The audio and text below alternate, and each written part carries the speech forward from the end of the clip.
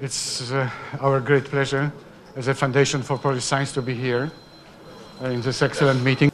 We invited you for the discussion, like a brainstorm meeting about what to do in Poland in the policy of science, in things like this. But before we start to discuss this, I would like to show you some results which we did a survey this year. Actually, Marta Łazarowicz, I don't know if she's in the audience, but she's the author of this survey about if the scientists working abroad are they ready to conduct research in Poland? This was a major question, but of course there were several different questions about this. And turns out that we asked 160 people, and 83 of them were scientists with the Polish origin. And so this probably they have a different point of view because they know a little bit about the situation in Poland. But also there were 77 foreign researchers, usually those people who are acting as reviewers in our programs. So we trust them, and they are excellent scientists. And in the case of the Polish origin people working abroad, 50% of them have already permanent position abroad. So they are not they are successful, and this is also a different situation if you ask if you want to go and work in Poland. So they are very successful. 60% of them are already collaborating with the Polish, at least one laboratory in the last 5 years.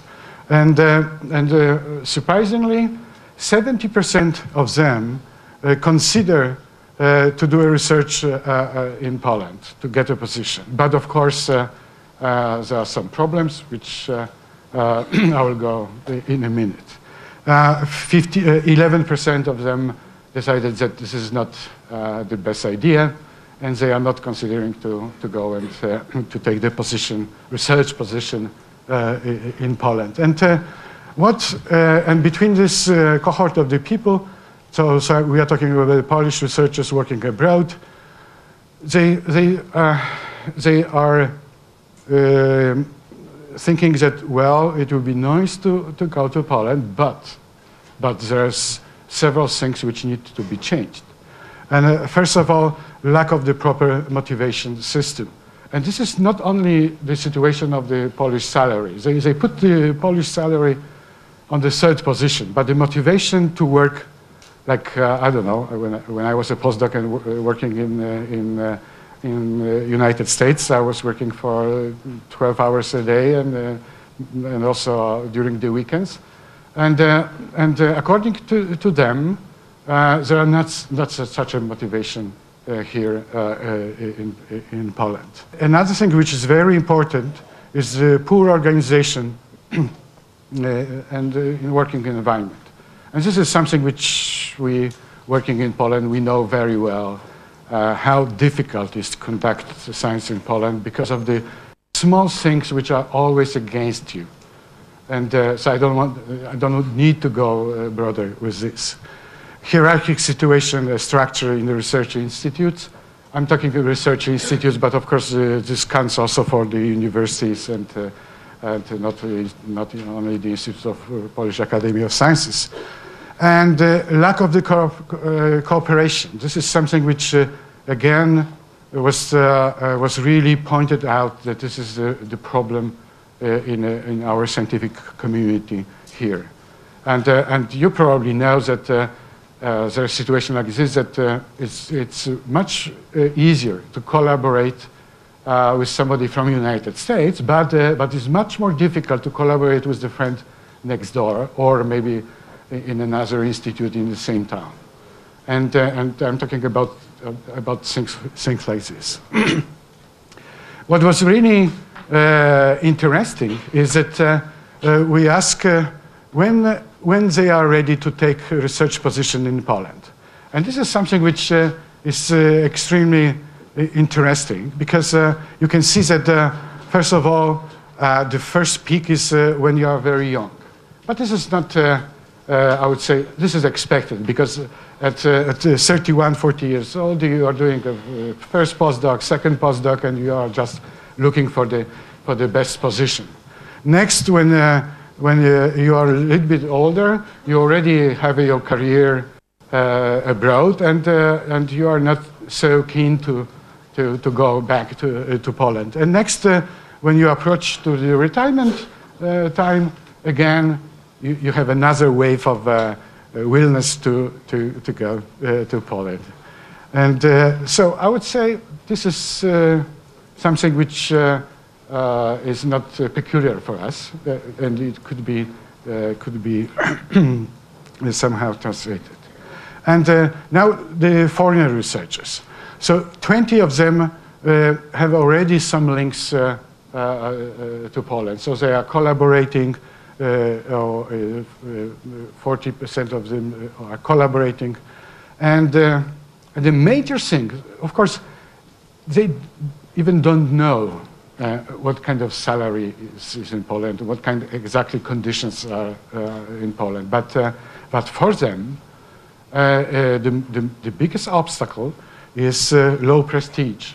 And there was several written information that, well, if I could put this in my CV and I could be proud of this, it's fine. But working in Poland for them is not something which is very prestige and which you want to put in your CV and things like that. And of course they notice that the funds in Poland for research are low compared to the standards of, let's say, in the United States or Switzerland. And just to mention this, even after the increase of the budgetary funds in Poland now, in this year, where 11 billion of zloty is spent for science. Half of this is from structural funds, another half is from the governmental funds. For the one person in Poland, for one Polish citizen, Poland is spending $60 per year, where the average situation in the EU is 150, and of course there are countries which are spending much more money, like Sweden is spending 600 euro per year per one person working in this country. So there is an extremely big gap. We know about this. But there is a dynamic situation that funds for Poland increase, and in the last 3 years, we can notice like 20% of the increase of funds not from structural funds, but from the governmental budget. And there is, of course, promise that will be better, and each year this budget will increase by 8%. I don't know if this will be true, because there's a really not favorable situation in economics, as you all know. So this is something which was just an introduction for this talk. And what I was thinking to do now is to ask panelists about to start a discussion. So each panelist will have a few minutes, 5-7 minutes of their own statement, and next there will be open discussion for everybody, and to not complain how bad it is now in Poland, I would say, but how to change the situation that it will be better. And this is one thing, and this is not such a discussion is important for several reasons. One reason is that we are expecting a new strategy for the structural funds. And the government is expecting that there will be even more money for research than was before. And how to spend this money, and these are billions of zloty. So how to spend this money that we will be more effective and the idea also of this discussion is like this. If we should just clone the system which exists in several different countries, as are good examples, or we should think about something else, something more innovative. And you will hear in just in a few minutes that we create a national NCN, and this new structure is a mirror image of the ERC structure, but also there are some links with this what is happening in the United States in NSF. So this was a very good example of cloning the system. But we have another structure. We have Professor Kurzydłowski, who is responsible as director of this new Center for Applied Science. I'm just abbreviating this.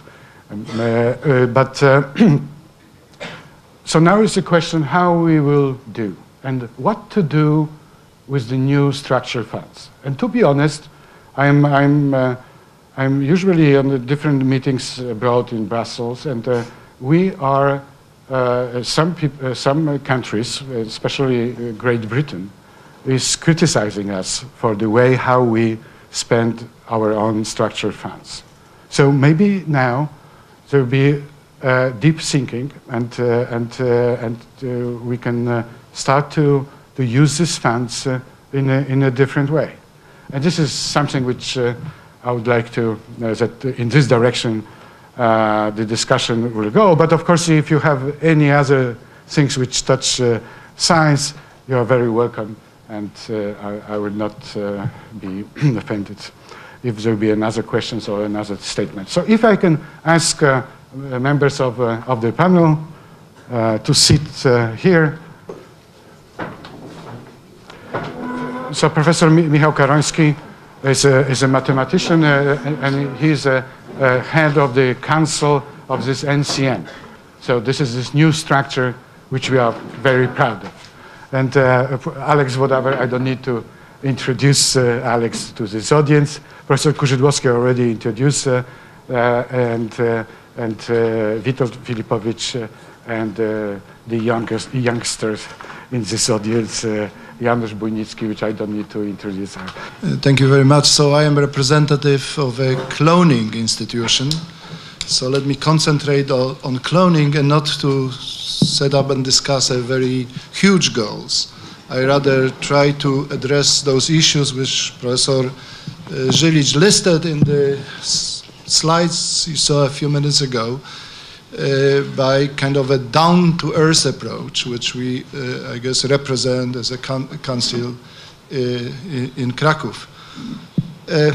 Of course, we have really no time to discuss broader issues in our group, because we are working hard to set up a new system. Even cloning the system is hard. But cloning is, in my opinion, very important and useful, and I hope fruitful also for the Polish science system. So if we have this down-to-earth approach, I would like to only in few statements say what we would like to change, how we can set up a new landscape of Polish science, just cloning the system of European Research Council or National Science Foundation, institutions of similar structure as ours. I guess in general, we think that we should change mentality of Polish researchers or Polish research community shaped up by previous system, which of course had a very good start in the KBN, in Committee for Scientific Research, but then, I guess, in my opinion, but not only in my opinion, started to generate a bit. So we would like now to break some stereotypes of the last system of the ministry, which was implemented by ministry, in the following way. So what is the first stereotype which we were used to it? First of all, that the small specialized section should distribute money. Let me do it in very superficial way and in very, almost like a comics, to own people. So small groups of small, very specialized sections and very well-defined group of receivers. So, for example, the very last moment of the previous system, we had almost 70 sections, and miners were a separate group, and I don't know, I could name a lot of very specialized groups. So, for that reason, we started with merging those groups. We have now 25 groups of disciplines. It's again a clone, but very useful. We have this, we have this impression after first round of our competitions. So that's not easy, because there are really groups, especially in technical areas, which oppose very much to such solutions. But I guess we only have a good results, and I guess we should persuade people that this is a good system. The second stereotype which we would like to address and break, and by our, as I said, very down-to-earth approach, is that young people should wait with creating own groups until they mature enough. For that reason, that we don't think it's a good idea, we introduce a special pipeline, special competition for people which are young and they can create group.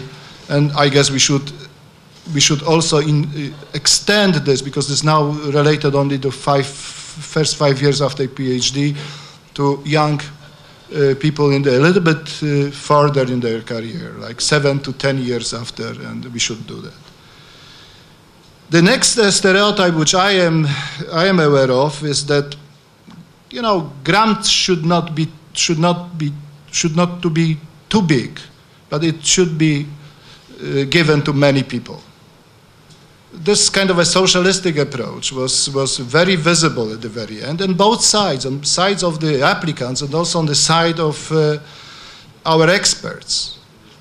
So, as I say, and we are saying to our experts and also to our applicants, we are not afraid of big grants.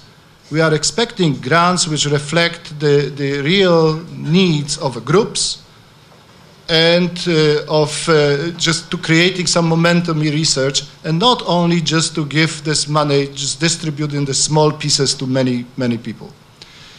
In that sense, our success rate dropped, the size of grants increased, so it should be the way we should follow, this kind of agreement within the Council.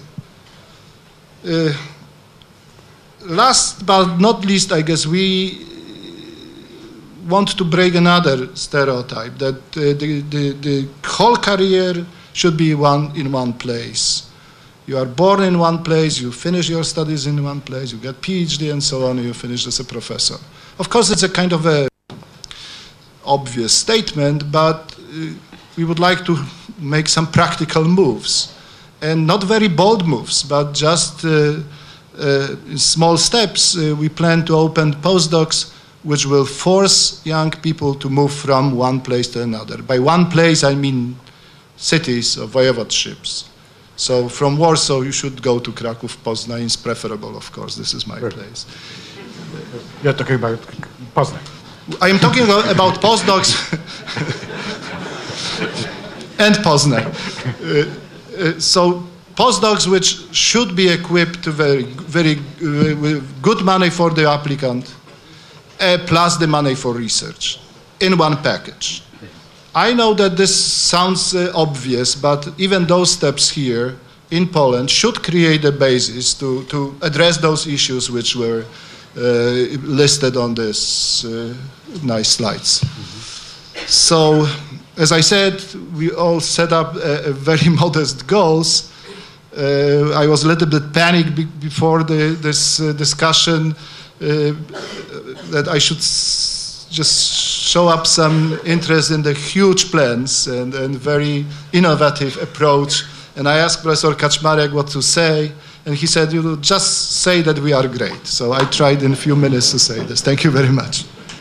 Alex? All right, so let me just start by talking about this meeting, because that meeting, I think, establishes one principle.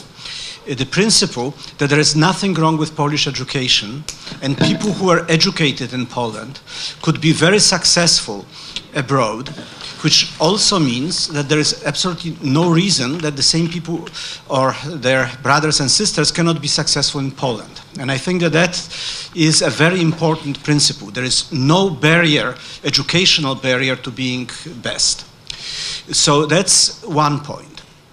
The second point that I want to raise is just the question of when should we start pushing people into being independent.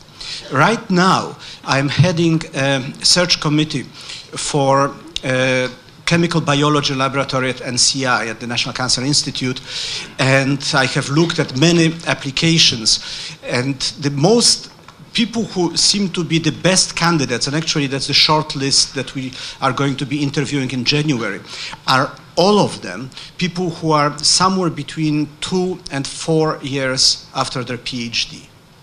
That's an interesting point. I was a little bit surprised, but it turns out that in chemical sciences, this is much more common.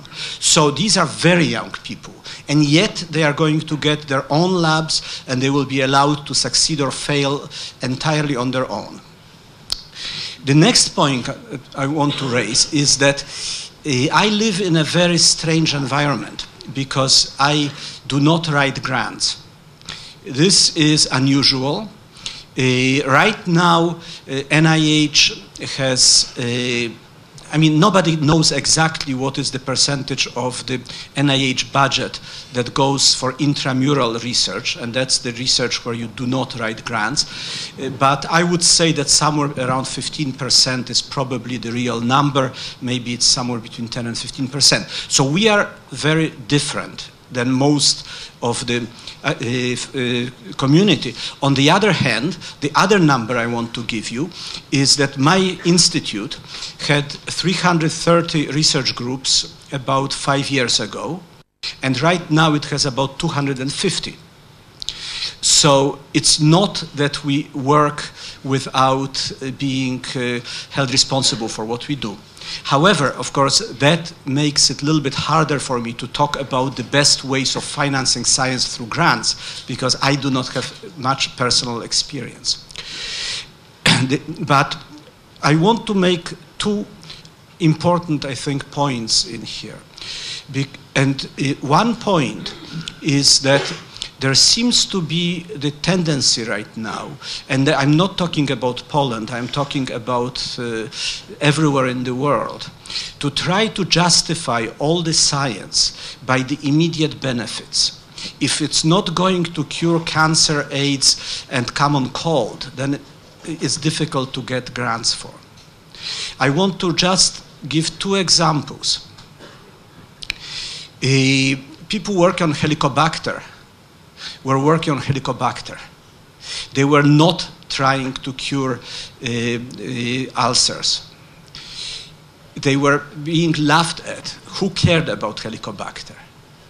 By the time they got the Nobel Prize, it became quite clear that non-targeted research, that very basic research where it was not possible to say what kind of a disease will be cured, had great potential in practice. And I can tell from my personal experience that that really was an important discovery. The second point I want to raise is that there was a very big targeted program at the National Cancer Institute for working on cancer viruses. That program started, actually, Frederick, where I work, was started to a large extent for the war on cancer. That was supposedly a very unsuccessful war, because it turned out that there are very few cancer viruses. And for years, that was an example of a failure. Now, if it weren't for that quote-unquote failure, it would have taken much longer to develop cures against AIDS, because almost all of the work on AIDS was rooted on this cancer virus program of Bob Gallo, which was considered to be a failure. So there is really no real failure from that point of view. We can always get some results. And the last thing I want to point out, and that is something that probably the Foundation of Polish Science knows quite well, is that when the grants are being evaluated, they should probably be evaluated on the basis of how good a grant is and how good or promising is the person who wrote the grant. I do not think that 10% of the grant should be given for having the right type of, the right number of people that you put on the grant, and another 10% for having the good procedures for finding those people. I do not think that 20% of evaluation of the grant should depend on that, and another 10% should depend on whether the budget is right. Now, in our system, the budget is separate from the grant. If the grant is good, then they look at the budget and say, you know, it was much too high, let's cut it. But that does not play much role in whether to give it the grant or not to give. So I think that these things should be separated, and I am afraid that some of them may be the results of the dictate from the European bodies, but because I think that European bodies are very fond of such things, but that should not be emulated. So I think that these are some of the points that I want to raise in this discussion. Thank you. I will have some remarks on short-term ideas and long-term ideas. So short-term ideas first. Some of those things may sound trivial, but still I'm going to list them. And I have actually a list of those things to show to some people here that I really spent some time thinking about it. For me, it is very important under financial situation we are in, and there will be no miracles, there will be no possibility of funding, you know, everybody in Poland or increasing a budget threefold or fivefold within the next couple of years. So one has to concentrate on funding excellence only. And this can be painful, but I think it is necessary. And with this, what is associated with this is improving evaluation of people, evaluation of proposals. Somehow to forget about Polish science, which we always were discussing. You know, we have to have Polish journals, Polish science, addressing every issue, every question. We can probably not afford it. There's no Polish science, there's international science. I remember at 25 years ago, I became a secretary of Acta Biochimica Polonica, which is quite respectable journal. But first thing I actually proposed was to close it, because I thought it does not make sense these days to have national journals, because very often this is just asylum for people who cannot publish abroad. Of course, there are very bad international journals as well, but evaluation of quality of publications, quality of science is absolutely important. The second, and of course, here one has to expect a lot of sacrifice and gradually eliminate poor science and stop funding of certain institutions and eliminate certain institutions, including Academy of Sciences and other institutions who just do not meet standards. Second thing is to limit a number of tenured positions. So the personnel in institutes have to turn over. Institutes generally in the world depend on an influx of young people who are staying in the institute for 5 or 8 years. And one could argue at the moment that it's not very practical or easy to convince somebody without a perspective of tenure, because it's not the way how it was. But I think in 5 or 7 years, when those people will be thinking about tenure positions, situation in Poland will be very different. And we will be operating in a way in a West where non-tenure track, or in some institutions tenure track positions, a normal way to go. And you get contracts, and if you are very good, you can negotiate, maybe you can stay even in a place, but generally you have to move somewhere else. Another thing which I don't know actually what is the situation, but I was missing this when I was still working in Poland, is that every open position, every nomination for a chair of department or director of the institute has to be open call, competitive call, possibly including international calls. And this, I think, is very important, that new directors, new chairs of department, generally, whenever possible, they come from outside and they bring new culture. They are not involved in any internal issues.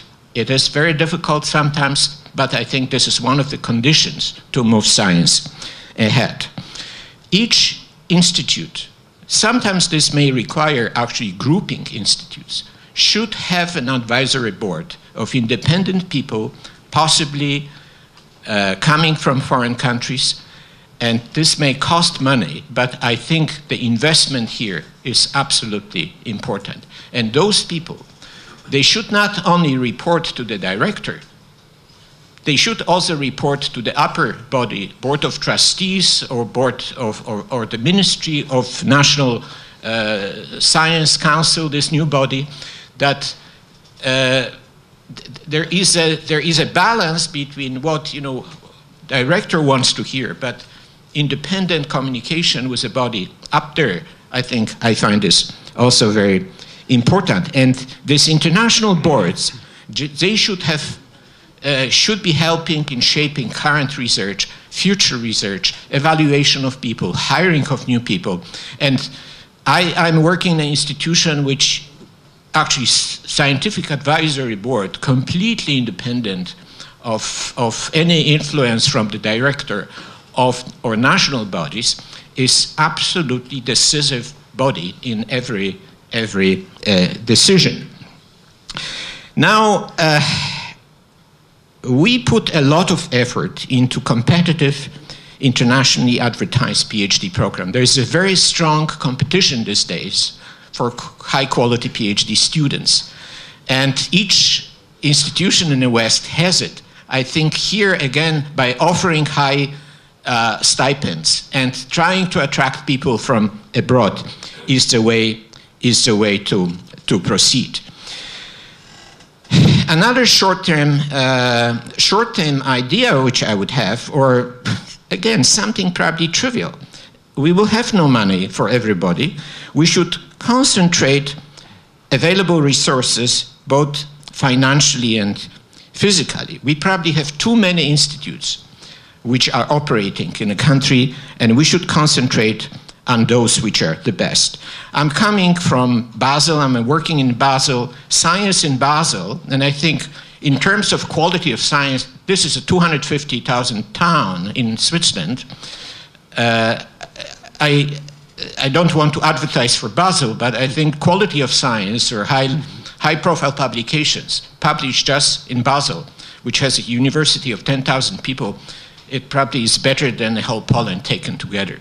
This is sad, but this is how it is. Of course, this is the oldest university in Switzerland with a lot of tradition and a lot of money involved. Science is organized there in two bodies.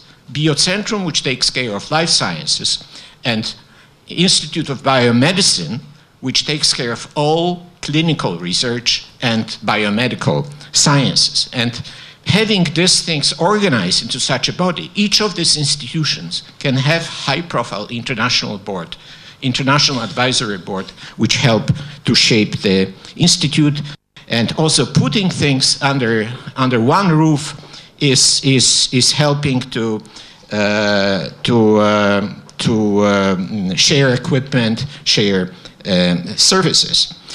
Now, it is very important for institutes to make them kind of internationally compatible, to make English as an operating language. I think there should be a principle. If you have one foreigner in the institute, the seminars and major organizational things should be in English, because this is the only way to attract people. I'm sitting on a couple of boards in France, and in France people always complain why there are so few foreigners coming. They speak French, they have lectures in French, and there's no way to convert them away from that. And I have some long-term, may I still take 3 minutes? Sure. Yeah? I still have some long-term ideas, and here I think we should aim to create, if we want to attract foreigners to people and be visible, to create a couple of centers of excellence, like 3-4 in basic research, 3-4 in biomedical research. This could be, I don't know, Max Planck institutes. It would be better actually to have new institutes, because it's so much easier to build something from, in terms of people and the field, starting a new institute.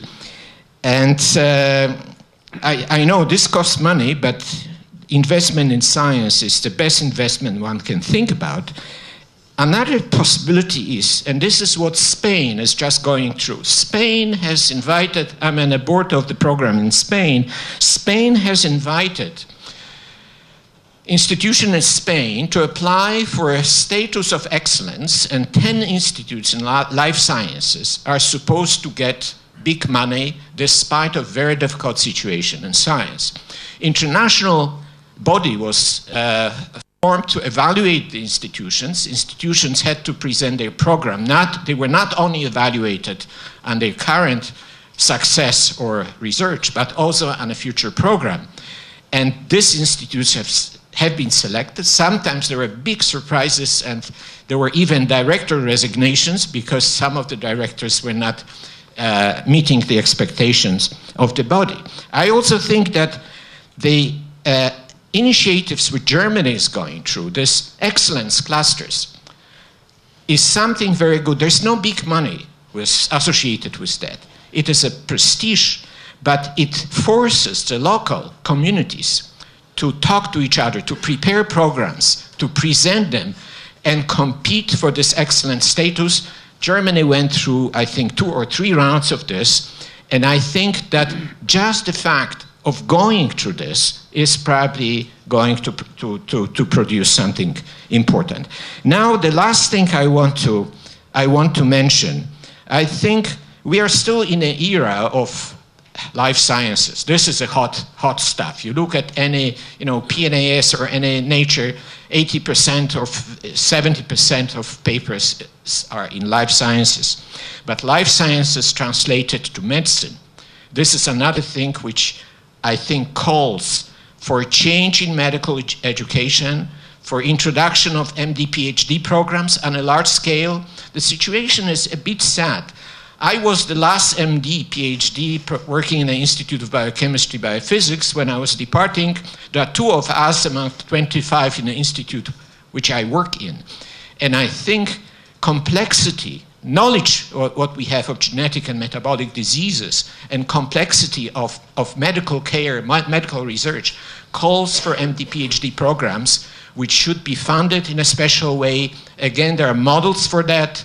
The MD, PhDs, or MDs who make PhD, they get salaries double as high as a PhD students to compensate for the money they lose as a medical doctors. This may not apply to Poland. So here, again, the idea would be to bring labs which work together with medical clinics, because practically every medical clinic is doing research, putting them under one roof, maybe closing the departments like biochemistry, biophysics, chemical physiology, which are in medical schools. They should be part of the centers which would group people doing medical research.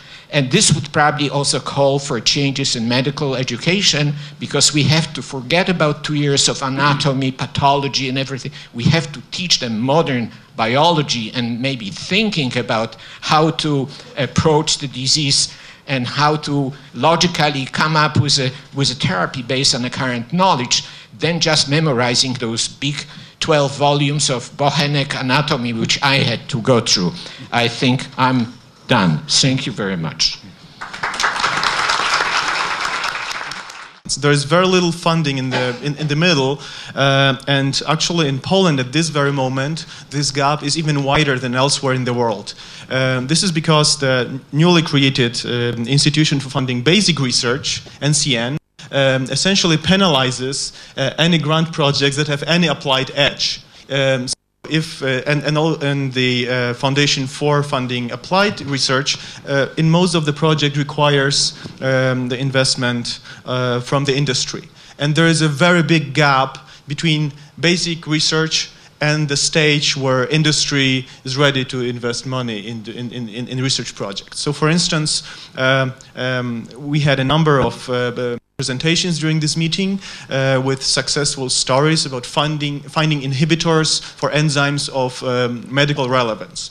At this moment, such projects are very difficult to be funded by the current grant system in Poland, because if the aim of a grant project is to develop something that has practical utility, then it essentially should not be considered as a value for basic research. So if the expected results of a project are more towards practical relevance than understanding of basic processes, these are unlikely to be funded. And I think that one of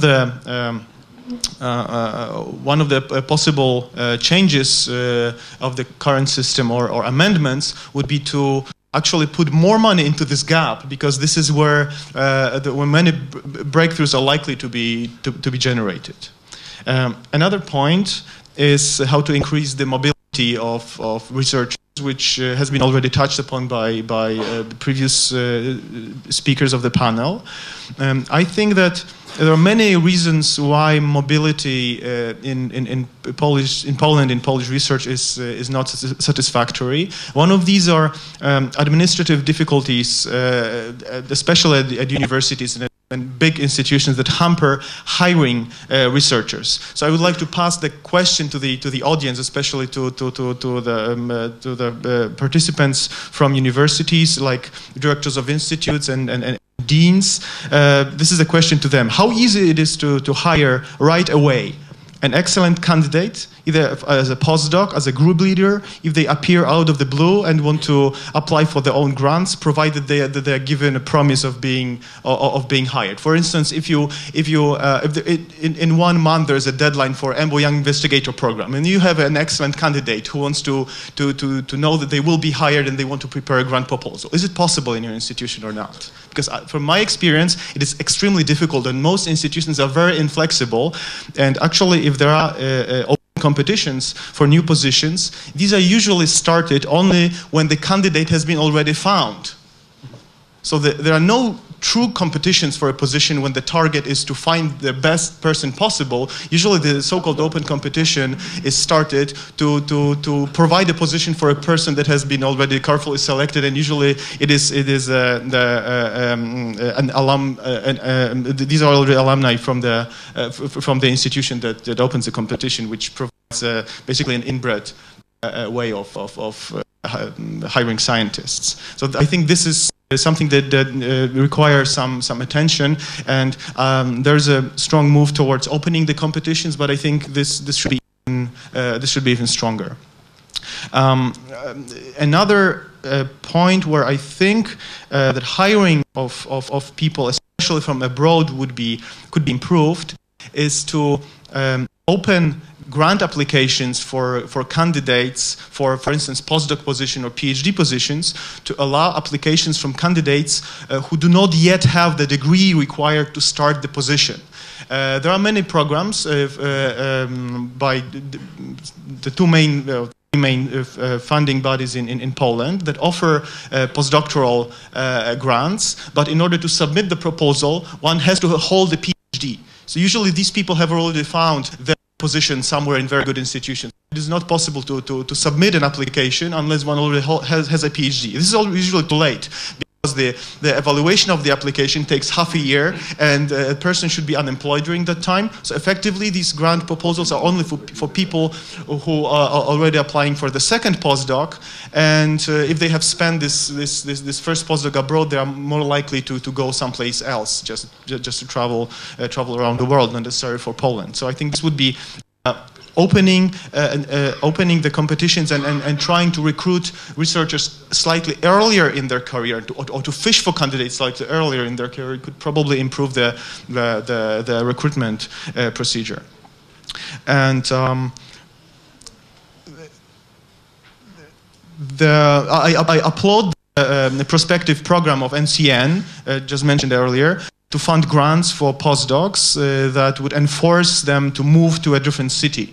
But what about similar, perhaps bigger grants for already established scientists who are interested in changing their environment and changing the city, maybe going from one research institute to a university, because this could actually fertilize the science in different cities. We know that in Poland we have communities of researchers, mafias from individual cities, and if there's a movement from one city, usually it's not from one city in Poland to another, but from this city to another country and perhaps back. So there's very little movement of established researchers between the cities, and I think that prompting some movement in this direction could be also beneficial. And last but not least, I absolutely agree that research.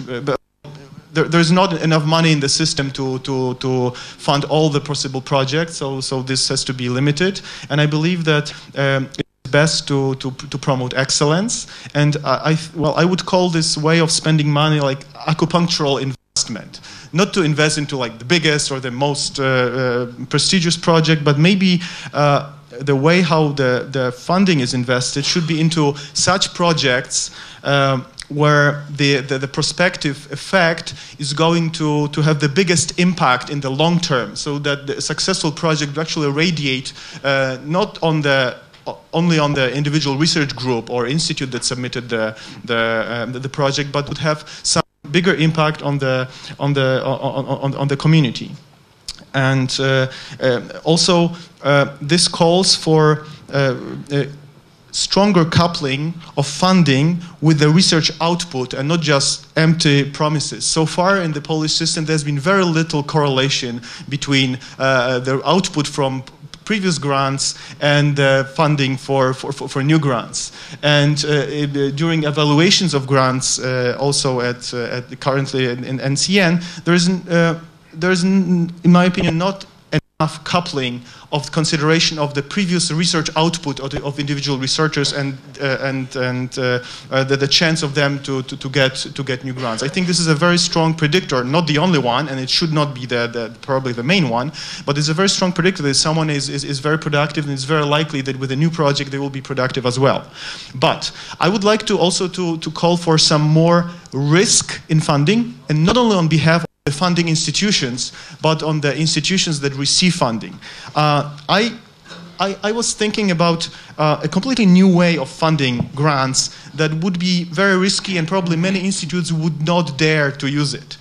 So to have something like credits instead of grants. So let's consider that we write an application and we promise some output, a number of publications, number of theses, whatever. And this is evaluated based on the promises made, and then after the grant or the project is done, the committee evaluates the output. If the grant has been funded, and if the true output matches the promised output, the credit doesn't have to be paid back, and actually the institute should receive some additional bonus. That the institution could do whatever they want, start another project or keep them in reserve in case of other projects where the failed risky project with no output, for instance, would have to be paid in full by the institution. Well, there is risk. So no, there is risk. I mean, if the institute, so it's a risk for the institution. So this is a suggestion, but obviously there will be criticism for what I've said. So I would like to put it forward for the discussion. So Professor Krzdwas. Thank you. First of all, I would like to say that, in my opinion, all this very well worded statements about Polish science should be, to some extent, taken in the context of its of non-homogeneity of Polish science, and any general statement is usually to some degree unjustified. And especially if we as long as we keep this discussion on very general level and do not distinguish between disciplines, research communities in Poland, it's a bit too risky to write prescription for changes. Especially that all of you underlined the importance of excellence, and we should really, in my opinion, concentrate on those areas where Polish science is at its best, where it's excellent, and let the others to either catch up with the leading ones, disciplines, or remain where they are now. And then that's so this need to be more discipline specific when we discuss opportunities and threats is, in my opinion, important, because at this very general level we may not be able to, or it might be more difficult maintaining this general level of discussion. It might be certainly more difficult to come to some actions required to improve the situation. Second remark is about dynamics. I used to say frequently that we take photograph of Polish science while we should rather look at a motion picture. Situation changes rapidly, and sometimes after now 10 months with National Center for Research and Development, I have a feeling that that discussions like that are really too far from this reality that right now we invest in Poland billions of euros in huge research infrastructure. By definition, it's going to be new infrastructure. Just perhaps hundreds meters from here, 200 million euros will be spent or more, or is already in the pipe, and we at the same time we talk like in the situation when this investment is only on in the planning stage. We have to accelerate. If we don't want to look at the empty laboratories built here in Warsaw, but also in smaller, much smaller cities, especially in the south part of east part of Poland, certainly not in Poznań, of course. And the third statement which I would like to make is related to this gap for applied research, for funding applied research, and I hope we are going to make a major step forward to narrow this gap by launching in December or early December call for proposals for applied research, and it will be open also for those who are coming with ideas but not with industrial partners. I am a bit worried that my center looks like an institution who requires industrial participation to get funding, but that's, in my opinion, that was a necessity, at least at the start of this of this institution, because for too many years and I'm sorry to be general, I should following my own advice to say about some disciplines. So let me talk now about engineering community in Poland. For too many years, engineering community in Poland use a phrase that something is important and of extreme value for industry without any substantiation, any solid proof to that, and at the end of the day, it turned out to be usually a fiction.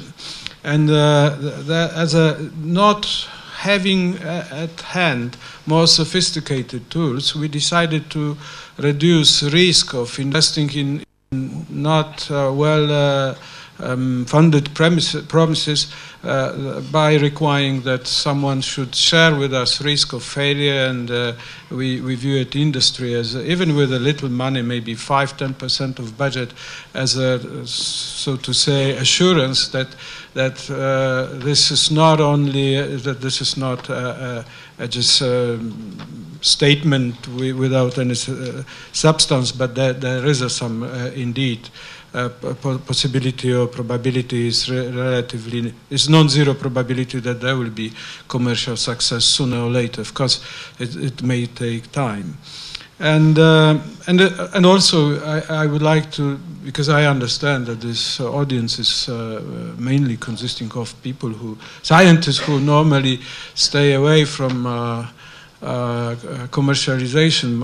I might be wrong, but I may tell you that it's much easier to make evaluation if you look at the scientific output and you have all system and also sometimes discipline specific of ranking papers, journals and awards.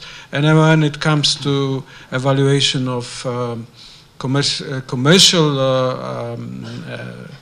successes of a given scientist or group, usually you have only their own statement without any, maybe with a few, references to patents, but usually with no money generated, and there is a clear disproportion between how well we can evaluate scientific output and this non-scientific, potentially commercial value. And the last point, very last point, is about evaluation. Of course, when you distribute money, your performance heavily depends on evaluation. And I'm deeply convinced that the system in my institution requires improvement, but we can improve it only with support of research community. We will not generate evaluators ready to work with us on selection the best proposals out of blue sky. We may only appeal to research community to respond to our request to register in our databases and share with us this challenge to improve the existing system. Thank you very much.